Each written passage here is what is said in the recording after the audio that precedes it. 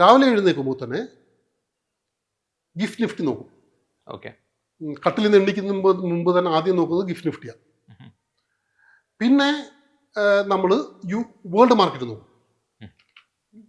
ഡോ John's എങ്ങനെയാണ്, S&P എങ്ങനെയാണ്, പിന്നെ വേൾഡ് മേജർ മാർക്കറ്റ്സ് നോക്കും. അത് ഈസി, അത് ഏത് സൈറ്റിൽ നിന്നും കിട്ടും, അത് നോക്കും. പിന്നെ എന്തെങ്കിലും ന്യൂസ് ഇൻഫ്ലോ ഉണ്ടോ, international as well as national. ഇപ്പം ഇന്റർനാഷണൽ ന്യൂസ്, ഇപ്പം ട്രംപിന്റെ ന്യൂസാണ് വന്നുകൊണ്ടിരിക്കുന്നത്. അപ്പം മാർക്കറ്റ് അതൊന്നും വലിയ ഗൗരവമായിട്ട് എടുക്കുന്നില്ല.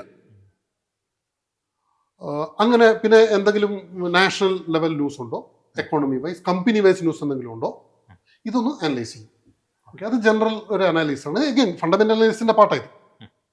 ഓവറോൾ എക്കോണമി, ഓവറോൾ പിന്നെ യു എസ് ന്യൂസ്, ഫെഡിന്റെ എന്തെങ്കിലും ഇൻട്രസ്റ്റ് റേറ്റ് എന്തെങ്കിലും ഇതുണ്ടോ, job data.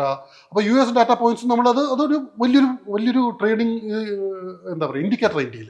Watch the full video on MyFin TV YouTube channel.